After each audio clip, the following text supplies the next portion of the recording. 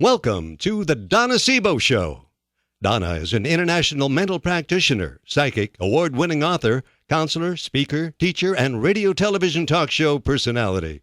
She brings to the airwaves talented people from around the world who share their insights and experiences with you, the listening audience. Now, let's join Donna. Hello and welcome. Welcome to an hour of mind power. But it's more than mind power today. We're going to be talking about history power. Yes. Tomorrow, we are celebrating here in the United States Pearl Harbor Day. It's what Roosevelt called one of the most infamous days in American history. And for many, many people, that's very true. My guest today, Ken Pottie, is a man who decided he was going to tell his dad's story. His father fought in the war, and the story is a very interesting one. He's put together two books. The first book is called Code, named Sonny, and the other one is Mountains of Fire. How does one go about this? How are you going to be able to really get the facts on this? This, and we'll find out more from my guest today, Ken Pottie. Welcome to the show. Thank you for having me on, Donna. Ken, it's really a challenge, I think, when we have family members and they've been involved in war. I know in my own family when I was growing up, I had male relatives that they wouldn't even talk about the war. They'd say, don't even bring it up. They'd walk away from you. They wouldn't want to even discuss it. My husband's side of the family, many men served in the military in the past, many different wars, and even up into the present, are very deeply involved in the military. And this seems to be a common attitude of many. How is it that you were able to get your dad to talk about his experiences? It's wonderful that you put this material together. What enabled you to be comfortable at doing this? Well, you know, I've had many uncles who were in World War II and Korean War and such, and my dad was in World War II. We always knew him to be in the Navy. You know, an old tough Navy veteran, was in the Pacific in late 1944, early 1945. But it wasn't until New Year's Eve in 99 to 2000, my wife Kim and I figured, you know, let's go out with the old folks. We went to the Polish League of American Veterans dance, and we'll go have some fun with the parents. And we had a blast, even though most 80 and 90-year-olds outdanced us to Glenn Miller and different other songs there, which was... Oh, that's embarrassing. Just a little bit. You know, I had my coat off, my tie off, and they're still dancing away in a full suit. And so we had a blast that night, and we went back. And my background is that I was a company commander in Desert Storm. I was an Army major, led a company into the desert. My proudest moment was bringing 75 people in and taking 75 people home. So my dad and I had that connection. We're the only ones in my core family that actually had military service in wartime.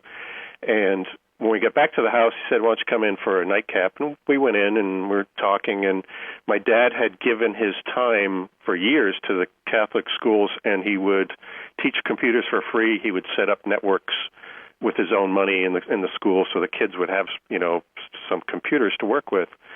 And I said, you know, Dad, you're in your 70s. Why don't you just retire? You know, just go spend our inheritance money. Go have fun. You've done enough good work, and you know it's time to take a break.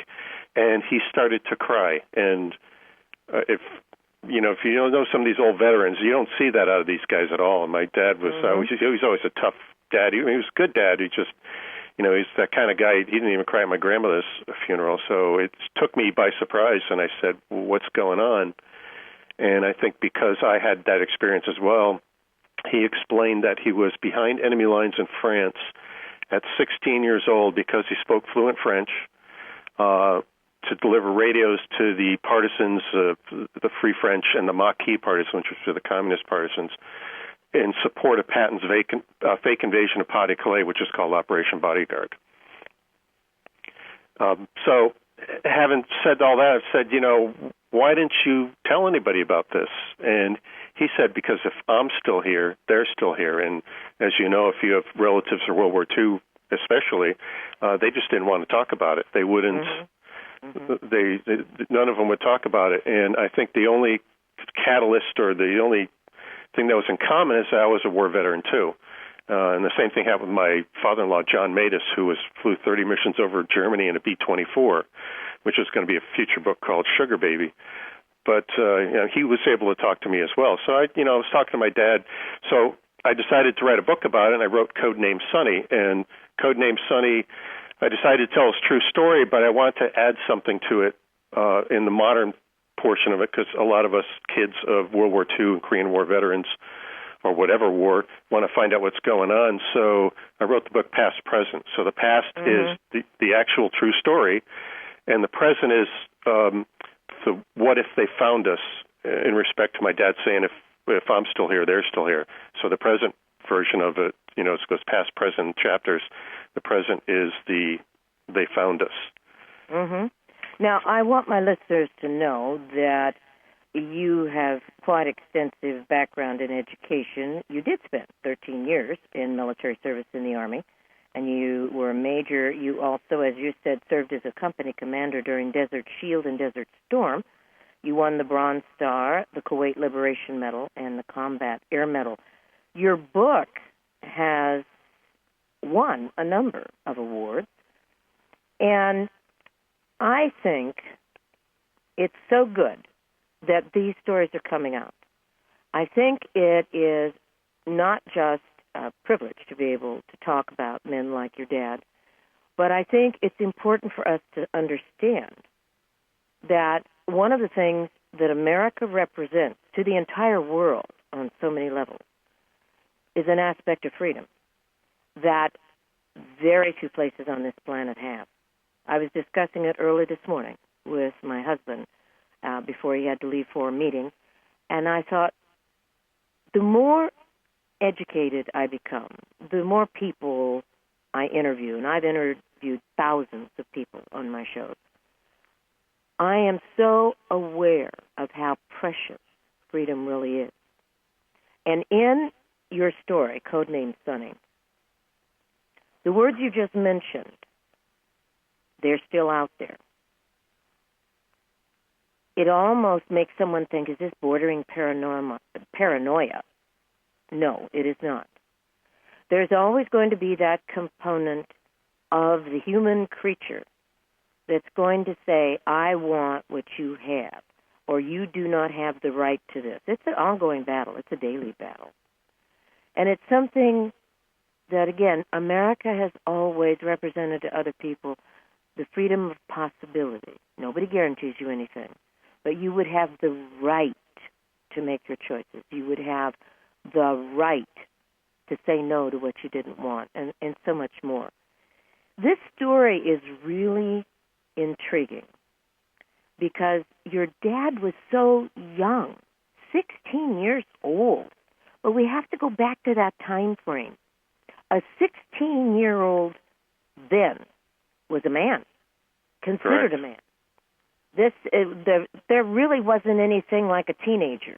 The teenage years, the teenager, the term, actually came about in the 30s and 40s. When you were growing up in that time frame, you had to be responsible. Life was not sweetness and chocolate ice cream, thank you very much.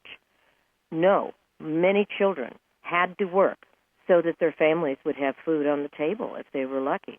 Your dad was a very industrious person. And in this book, even though it's in a fictional context, the facts of what you have here about what really went on in the war, this is just well done. When you were doing this, Ken,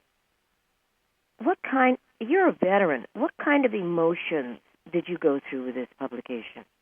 Oh, that was very tough, and a lot of it was, and I joke about it, but it's kind of the way we had to get it out. Dad and I sat down with a bottle of bourbon a few times and discussed it, and there were many tears talking about, and I think it's the emotions of combat, and some people, it's partially maybe PTSD, combat stress, and a lot of times when I'm putting this down and writing it, especially when he talks about the little 10-year-old girl that died in his arms when he was in France, a little Jewish girl that died in his arms by the name of Charlene, and I always mention her name because I always want to honor her, who was beaten up by the Gestapo to find their partisan team. So those kind of emotions, and people who have read the book have said, I've cried, I've laughed, I got angry, and I figure if I hit all those emotions, then I've got some success in it, because I wanted to put out,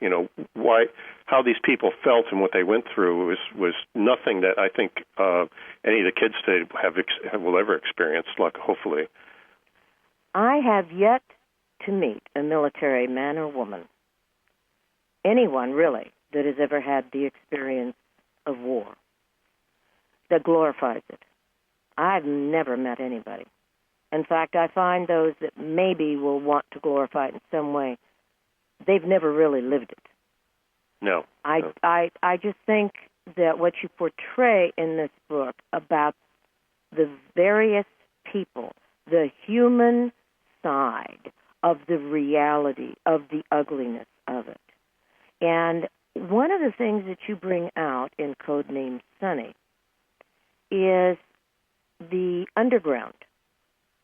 And when I was growing up, I can remember hearing about it. And, of course, I remember when the people in Hungary, it was big, big, big news where they were taken over by the Soviets. Now, this is sort of going past the time frame you're talking about, but I want to blend it in.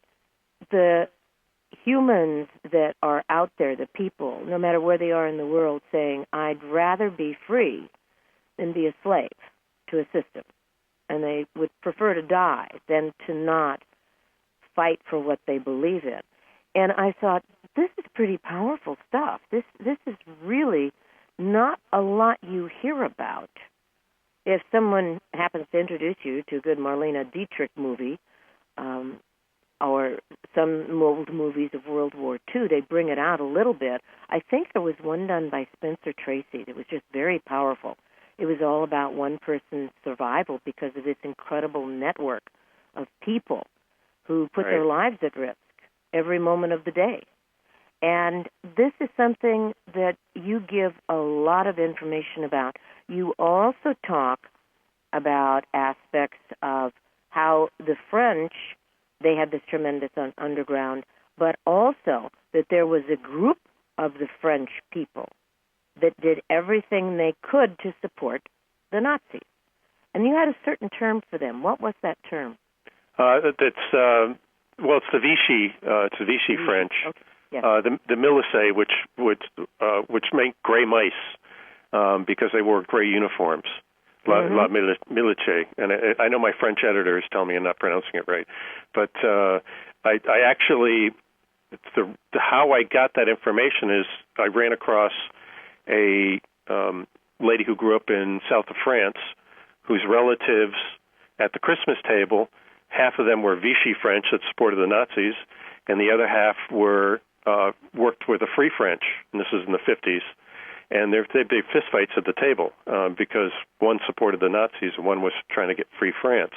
So it's just a really interesting, conversations that she was telling me about that they would have at the table. Well, maybe not interesting, but definitely one for a book. And I used her expertise and her knowledge of the country and what was going on because she was growing up in the 50s and spoke the French that was spoken in the war.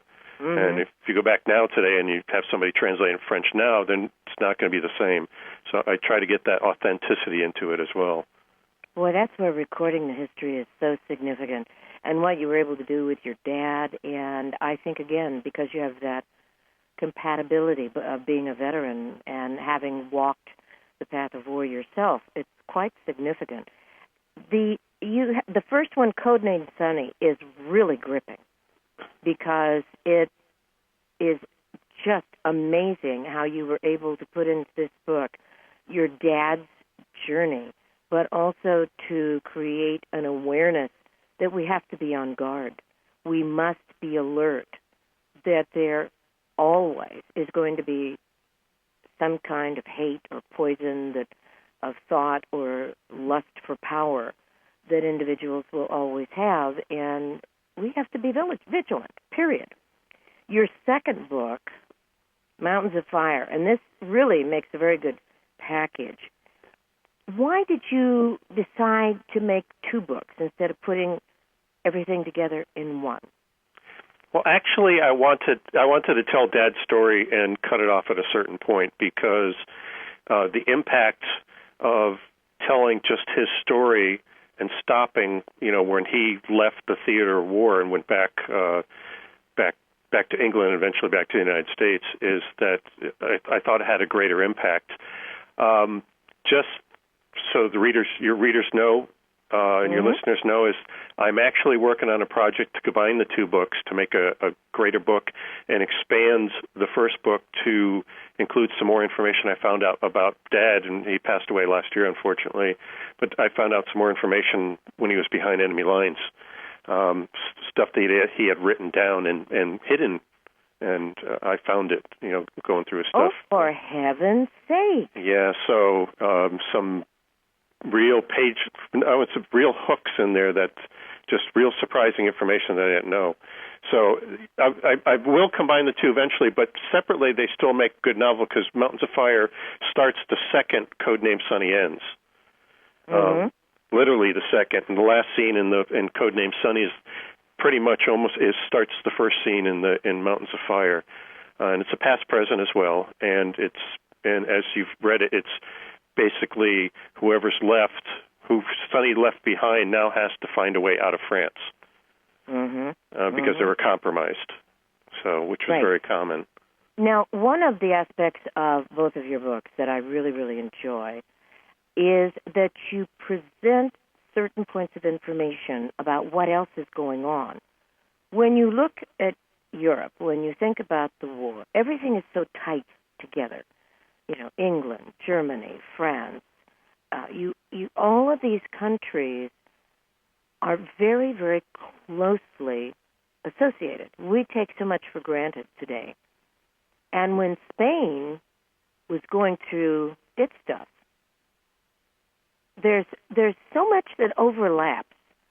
And to really get into history and to see how different dictators come in, certain flows occur from one environment into another, good, bad, or indifferent, economic concerns, all of this is very intriguing because it is like a humongous universal stage that has a gazillion plays going on all at the same time. And somehow or another, they weave together into this tapestry of happenings. And it's absolutely amazing how certain sides took certain positionings and groups within different countries took their positionings, and you bring that out in your books. And the Nazis were quite pervasive, more so than anybody, I think, in today's world. I don't even know that we talk about it in schools. But more than anybody can ever realize how pervasive they were. Right. So one of the things I want to bring out when I'm writing a book, I don't want you being a microcosm where you're just focused on the characters without the greater aspect of the world going around them, because it absorbed people in World War II. They had to deal with all this as they were going through the war. And, for example, you're talking about different dictator stuff. In Spain, Spain was neutral, but they were still fascist, and so they supported Hitler in the beginning of the war. And Mountains of Fire is named after the goddess Pyrenees, who's the goddess of fire, and so they're named Mountains of Fire. But a lot of the French dissidents, Jewish families who needed to escape France from the Nazis, and political dissidents and partisans who were exposed and found out by the Gestapo had to flee, and there's only 2 ways to go, really. You'd go into Switzerland, but then you'd be out of the war, especially if you were a downed pilot or, Frenchman. You'd be stuck in Switzerland forever. So they went down through into Spain, and at the beginning of the war, Spain would send them back if they caught you. Toward the end of the war, knowing that the Allies were winning, they'd kind of overlook it and let you go through the country. So, and one of the most important things there, and we're talking about the French culture, is they had passeurs, or, guides, is what they call them. And the passeurs would lead these families and downed military pilots and partisans who needed to escape through the mountains at extreme risk. And, if they were ever caught, they were just executed on the spot and killed immediately. So, at great risk to themselves. And we're talking about our veterans, going out there and sacrificing for these people, did it on a daily basis. And I think the number's somewhere around 35,000 people escaped into Spain and through Spain. Mm-hmm. And then they had to contend with whatever biases might be present in Spain. And that was another challenge. I just find the diversity in the human spirit as you presented in your second book, Mountains of Fire, most intriguing, because I think it is that diversity that makes us aware of how powerful, good, bad, or indifferent the spirit of that person might be, can literally change history. And that's one of the points that you bring out in the book about how it took this communication among people. And they didn't have cell phones. They didn't have anything like we've got today. And if they did, they probably wouldn't use them because they would be tracked. But it is understanding how to not just survive, but how relationships are built.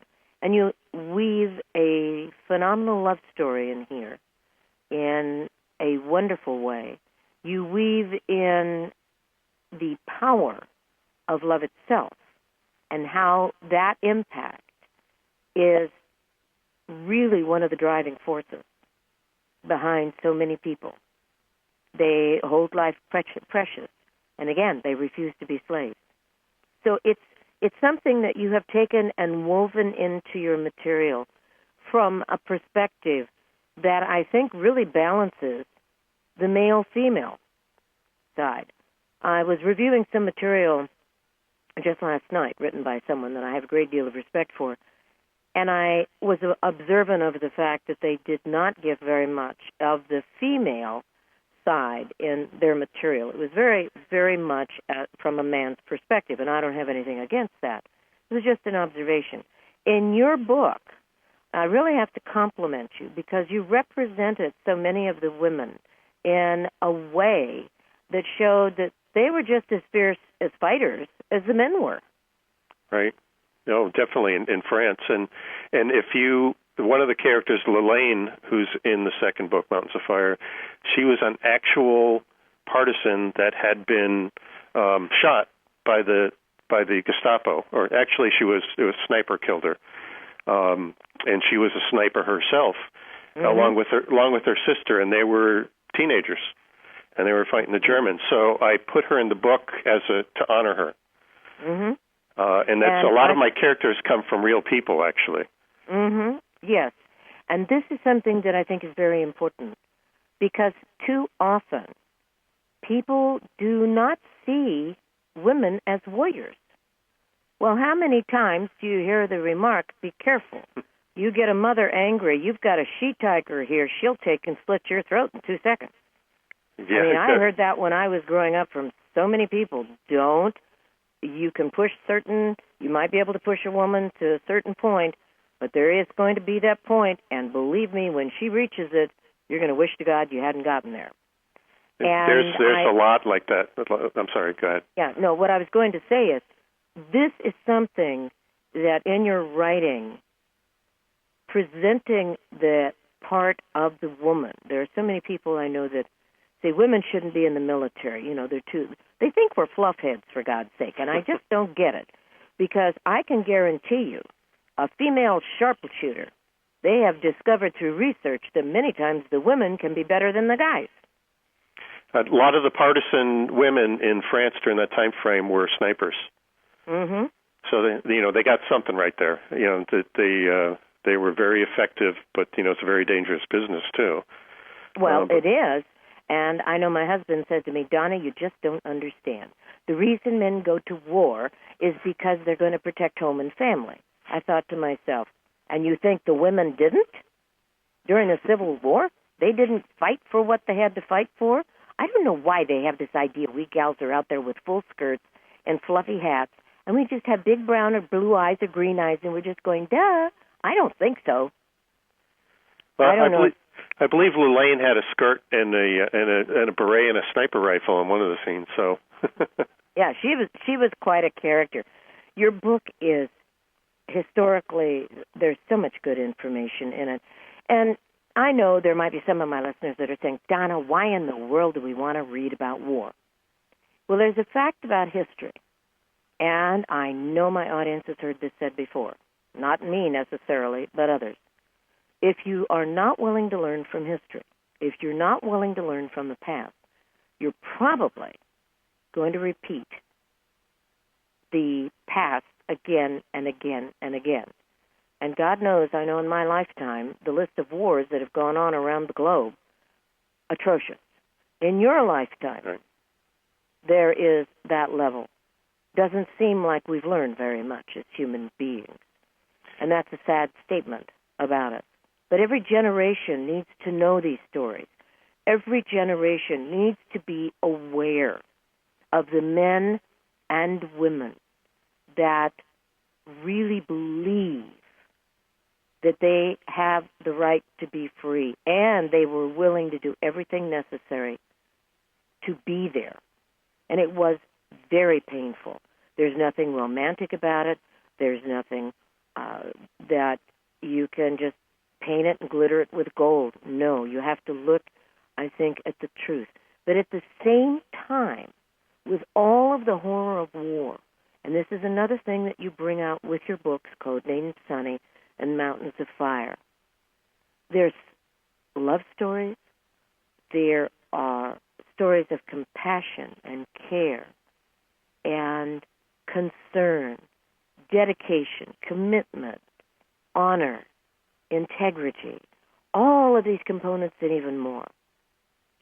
It's truly a fascinating read because in these two books, you have combined so much of that.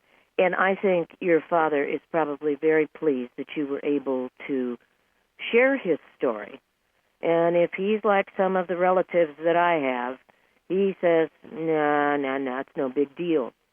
But every person, I think, has something to leave behind in the way of a legacy. And I think what you have done, Ken, Pottie, is just marvelous. And I want to just say thank you very much for doing that. Now, people can go to your website, which is kenpottie.net, and that's spelled POTTIE.net, and they can find out more about your book. And you've got another one that you've got coming out, and this is about your dad's papers that you just found.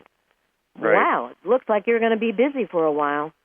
Yeah, I am, and the 13th cohort is the third book in the series coming out next month, and that has to do with Himmler and his SS castle and the Spear of Destiny, which was the spear that pierced the side of Jesus when he was on the cross, which was stolen by Hitler from a Vienna, Austria museum when he annexed Austria. Mm-hmm. Mm-hmm. Oh, they stole so much. They just robbed everybody. But they did, and I think just this year they found a World War II veteran Nazi who he had millions of dollars of paintings in his house, and nobody could figure out why nobody checked. So, well, and that's it. That's in a lot of private collections. And I had a client that went down to South America, and she said that she had gone into places where there were these phenomenal treasures that she knew came from World War II. And she said she didn't want to buy any of them, but it was a particular environment in South America, and she said they were more or less protected, and they had been that way for a long time. Time. Well, Ken, I want to thank you again. I wish you and your family a great holiday season. Thank you for being my guest today. Thank you for having me on, Donna. It's been a pleasure. Check it out, Mountains of Fire, Codenamed Sonny. Picture of his dad is on his first book, 16 years old. When he went in for life experience, well, you'll know more about the story if you read the book. Tremendous read. Donna Seebo here. Give me a buzz if you'd like to chat after we come back from a break. We'll be right back.